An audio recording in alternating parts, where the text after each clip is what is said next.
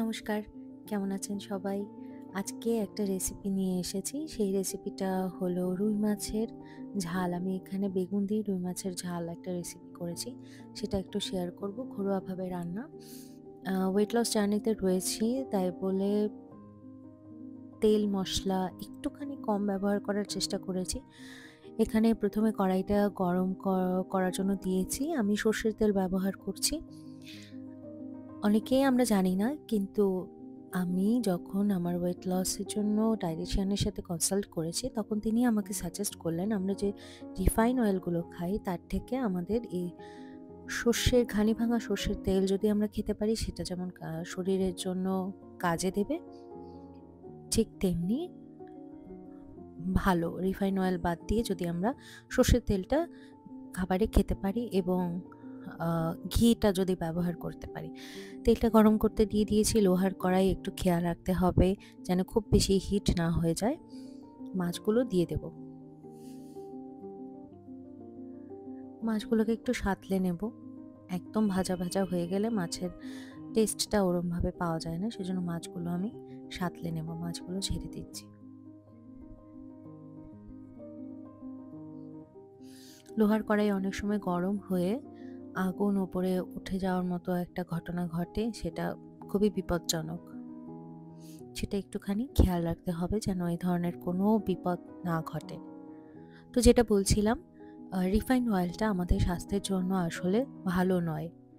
তার থেকে আমরা যদি সর্ষের তেল, ঘি এগুলো ব্যবহার করতে পারি, তাহলে আমাদের শরীরের যেমন অনেক উপকারে আসে, তেমনি কোনো সাইড ইফেক্টও হয় না। মাছ ভাজা হয়ে গেছে, মাছগুলো তুলে নিলাম। এবার কড়াইয়ের মধ্যে আমি একটুখানি কালো জিরে দিয়ে দিলাম। কেটে রাখা পেঁয়াজটা দিয়ে দেব।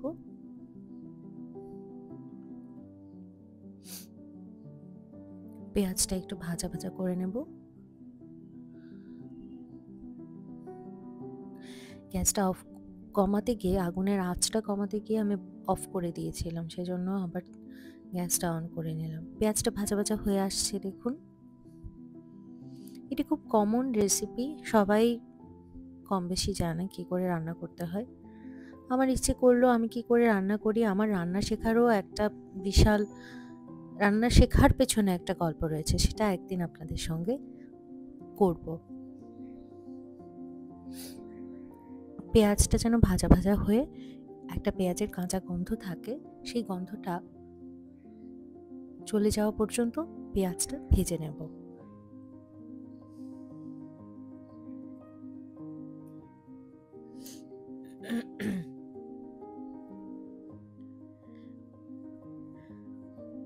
অল্প আঁচেই ভাজতে হবে, বেশি আঁচে ভাজলে পেঁয়াজটা পুড়ে আসবে, পোড়া একটা গন্ধ হয়ে যাবে। কাঁচা লঙ্কা চিড়ে রেখেছিলাম, সেটা দিয়ে দেব। এই সময়টাতে কেটে রাখা বেগুন দিয়ে দেব, একটুখানি লাল লাল করে ভেজে নেব বেগুনটা।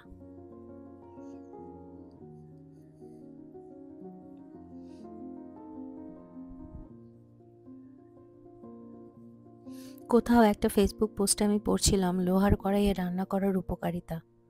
আসলে লোহার কড়াইয়ে রান্না করাটা খুবই উপকারী। টমেটোগুলো দিয়ে দেব। টমেটোগুলো দিয়ে একটুখানি নাড়াচাড়া করে নেব। এই পর্যায়ে অল্প একটু জল আমি দিয়ে দিয়েছি। তলা থেকে বেগুনটা, যেহেতু তেলটা আমি সেই মাছ ভাজার সময় যে তেলটা দিয়েছিলাম, তারপরে আর আলাদা করে কোনো তেল আমি এখানে অ্যাড করিনি, সেই জন্যই অল্প একটু জল দিয়ে নিলাম। যারা তেল বেশি খান তারা ব্যবহার করতে পারেন, কিন্তু আমার বাড়িতে তেলটা খুব কম চলে। মশলাগুলো অ্যাড করে নেব। এখানে খুবই বেসিক মশলা দিয়ে আমি রান্না করেছি। জিরে গুঁড়ো, লঙ্কা গুঁড়ো। লঙ্কা গুঁড়োটা যে যতখানি ঝাল পছন্দ করেন ঠিক ততখানি যুক্ত করবেন। আর আমি একটু ধনে গুঁড়ো দিয়েছি, হলুদ গুঁড়ো। বেসিক কিচেনে যে মশলাগুলো থাকে সেগুলোই দিয়েছি। ব্যাস, মশলার সঙ্গে এবার টমেটো, বেগুন এবং পেঁয়াজটা ভালো করে কষে নেব।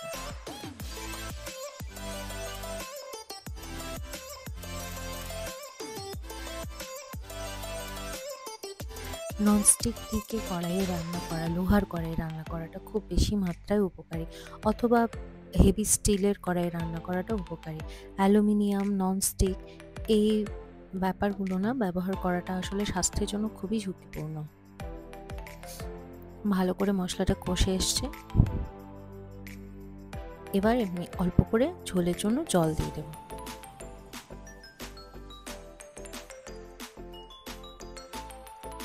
ভালো করে নেড়েচেড়ে মিশিয়ে নেব। ঝালের পরিমাণটা আপনারা নিজেদের মতো করে দেবেন।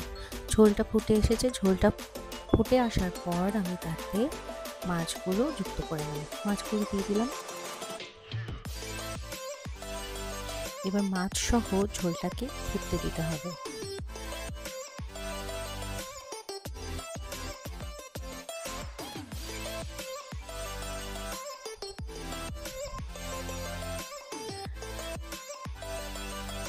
আদা বাটা যে জিনিসটা থাকে সেই আদাটা আমি আসলে রান্না শেষে ব্যবহার করি। অনেকে তেলের মধ্যে দিয়ে দেন, আমি তেলের মধ্যে দিই না।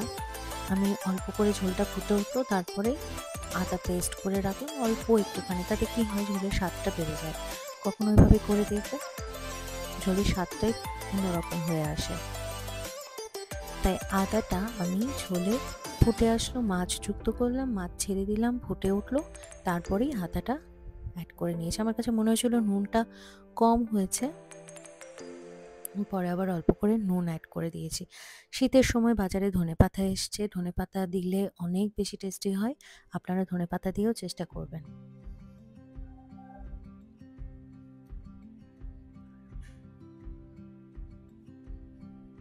হয়ে গেছে, একদম সিম্পল ঘরোয়া উপায় রুই মাছের ঝোল হয়ে গেছে।